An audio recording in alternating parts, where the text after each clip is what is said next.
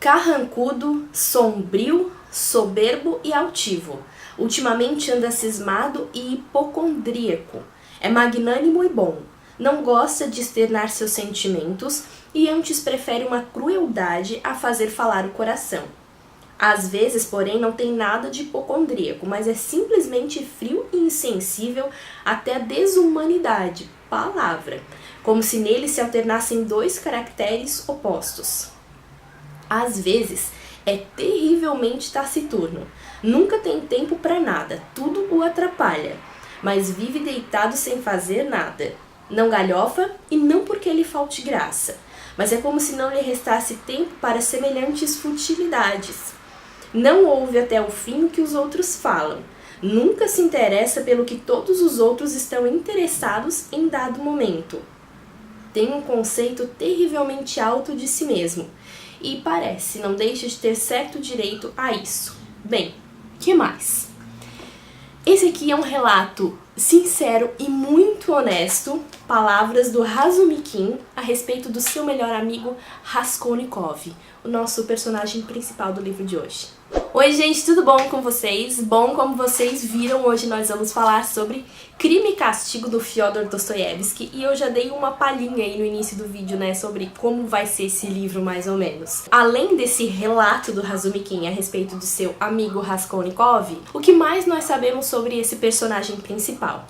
Bom, o Raskolnikov é um jovem de 23 anos que mora em São Petersburgo. Ele é um ex-estudante. Por que ex-estudante? Porque ele não teve mais dinheiro para se manter nos estudos e foi obrigado a deixar para lá. Um jovenzinho, como nós vimos, muito irritante, muitas vezes insuportável, que vive doente, vive numa condição miserável em todos os sentidos e que parece que só o nosso amigo Razumikin é que gosta dele. Mas não, na verdade ele tem uma mãe e uma irmã que gostam muito dele também, obviamente, e que mandam dinheiro para ele todos os meses para ajudá-lo a se manter nos estudos. Só que essa é uma situação que deixa o Raskolnikov muito desconfortável. Para ajudá-lo, a irmã acaba se comprometendo a casar com um cara que é meio cruel, meio fanfarrão, enfim, um cara que ela não gosta muito, mas que ela vai se casar só para ter segurança financeira para ela própria e também para poder ajudar os familiares.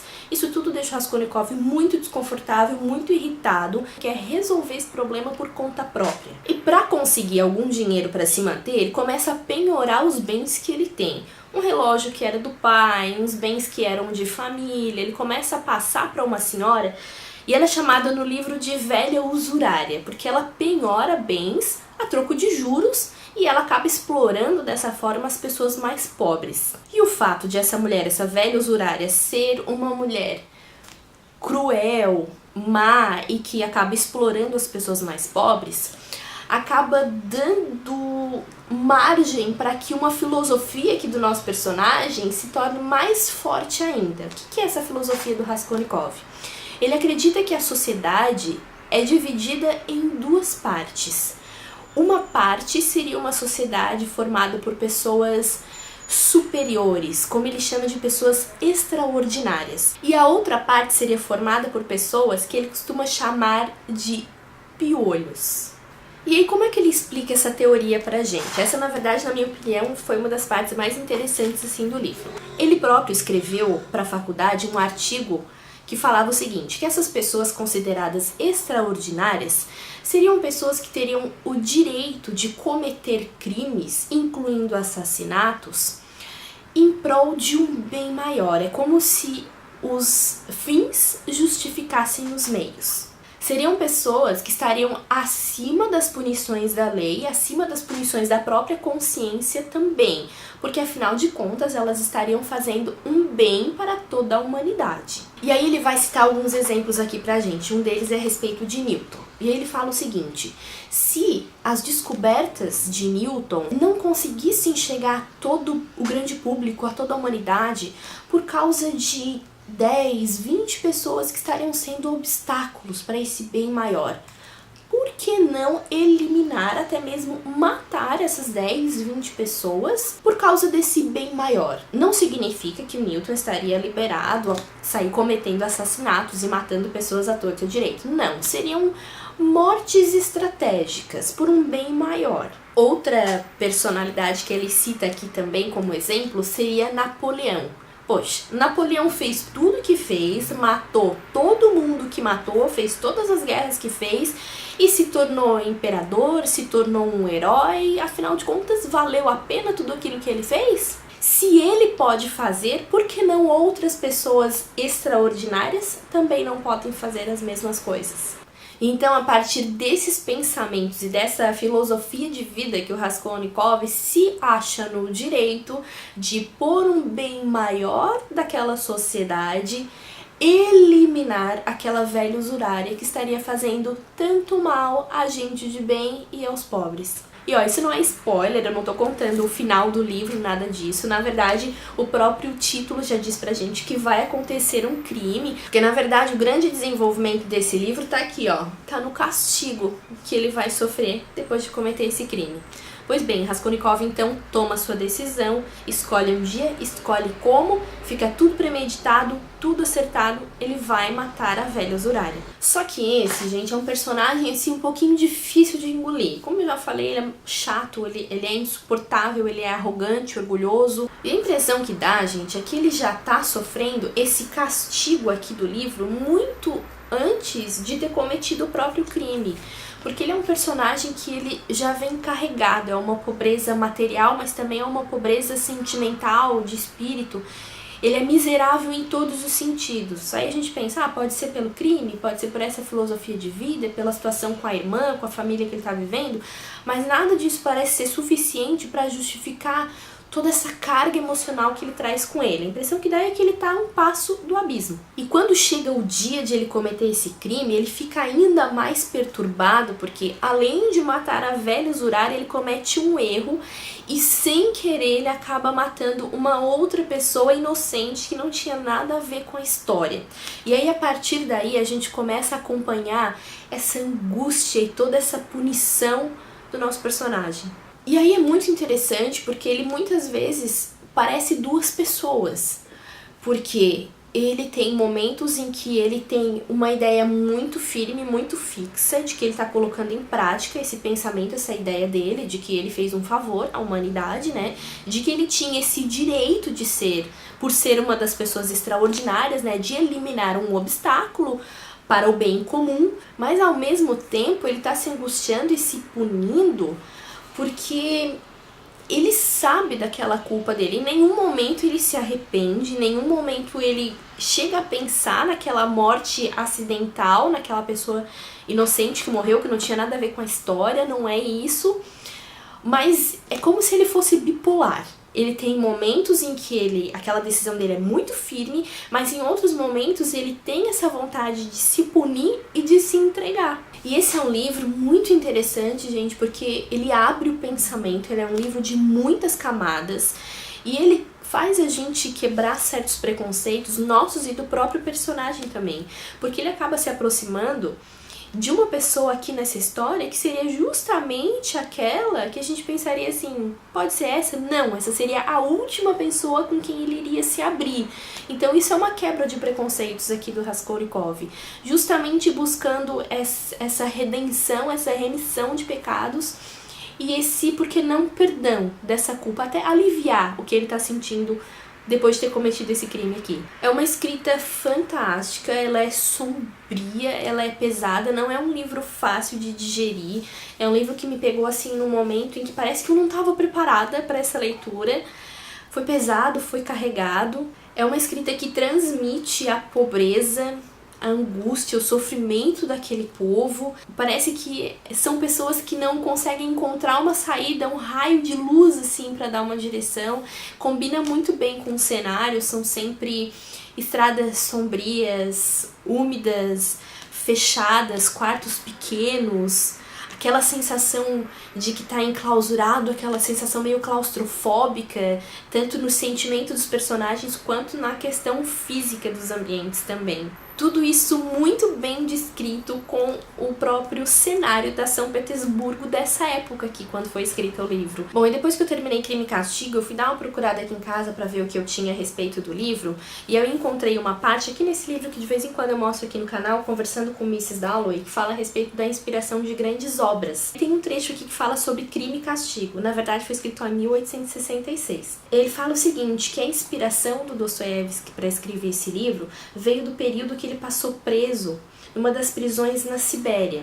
Aqui nesse período a gente estava sob o comando do czar Nicolau I, e o Dostoiévski, num determinado momento da vida, se envolveu com alguns revolucionários, né, o conhecido Petrachevsky, e ele acabou sendo preso, ficou 4 anos, e lá, com esse envolvimento com esses presidiários, ele acabou tendo a sua inspiração. E ele fala, Dostoiévski ficou fascinado com esse intelectual criminoso, que se transformou na fonte de inspiração do protagonista decaído de Crime e Castigo, Rodion Romanovich Raskolnikov.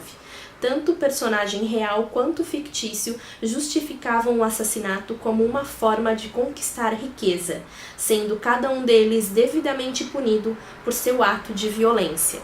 E aqui nesse livro fala também a forma como o Dostoiévski escreveu esse livro. Ele tinha muitos problemas financeiros por causa de problemas com bebida também, né? Ele escrevia por fascículos mensais e ele tinha prazos para escrever, então ele tinha que correr com essa escrita para poder receber conforme ele entregava os textos. Aqui no livro da literatura fala a respeito de como o Dostoiévski influenciou autores contemporâneos seus a escrever a respeito do psicológico dos seus personagens e como eles chamam de realismo psicológico. E aí fala o seguinte, ó, o realismo psicológico é a descrição na literatura dos traços de personalidade dos sentimentos mais íntimos de uma personagem, destacando seus pensamentos conscientes pela via das motivações inconscientes.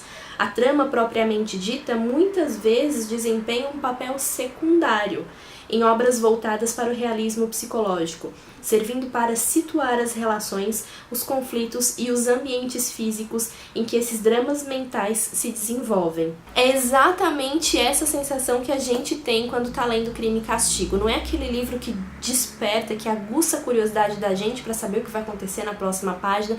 Ele não lida dessa forma, ele vai te prendendo pelo pensamento e pelo psicológico e tudo que está acontecendo aqui dentro da cabeça do personagem. Já nesse livro aqui, Lições de Literatura Russa, ele pega um pouco mais pesado aqui com Dostoiévski. Ele fala que Dostoiévski escorregou num determinado momento por não desenvolver um certo personagem dentro da história. E aí ele fala o seguinte, que o verdadeiro artista é aquele que não deixa de discutir assunto algum. E aí aqui ele também fala o seguinte, que ele acha que a motivação do crime não ficou bem desenvolvida, porque aqueles exemplos que o Raskolnikov sempre usa, né, a respeito de Newton e de Napoleão para justificar os seus atos, ele fala o seguinte, que Newton fez coisas boas e que Napoleão não fez coisas tão boas assim, e que os dois estariam sendo colocados no mesmo patamar. Isso aqui para o Nabokov ficou meio mal explicado. É como se ele acreditasse que tiranos e benfeitores estivessem no mesmo nível. E aí o Nabokov diz o seguinte, que ele acha que Dostoiévski escreveu com pressa, que faltou essa análise. O que pode ser bem verdade, porque a gente sabe que ele tinha prazo para entregar, né? Se não entregasse, não recebia, como ele tinha problemas financeiros.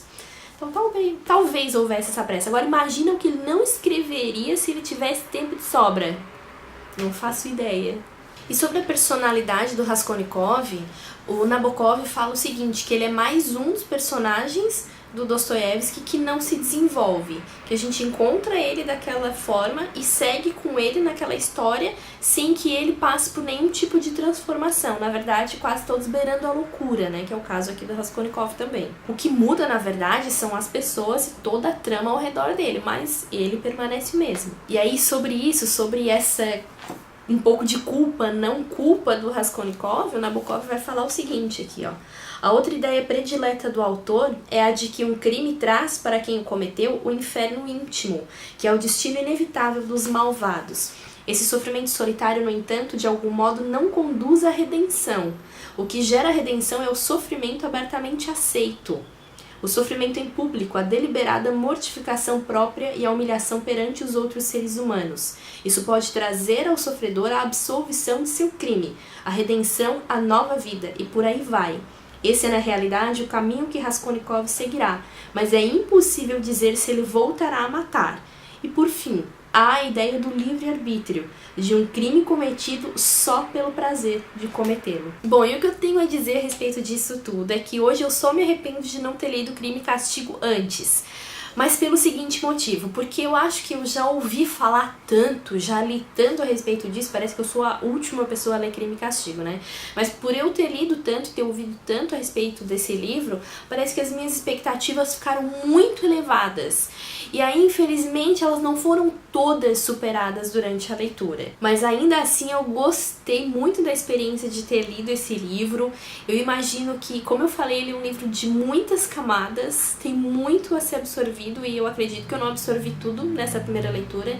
É um livro que requer uma volta, então imagino que de repente eu vá voltar para essa leitura um dia. Bom, então é isso, vou ficando por aqui depois da leitura desse livrão, desse clássico da literatura. Se você já leu, deixa um comentário aqui embaixo para mim dizendo o que você achou, se pensou parecido, se pensou diferente, se gostou, se não gostou, deixa aqui embaixo, eu quero saber a sua opinião. Compartilhe esse vídeo com as pessoas que você conhece, que sabe que vão gostar dessa história, que também tem interesse em ler. Curte o vídeo, se inscreve no canal pra gente se ver daqui a alguns dias. Até mais!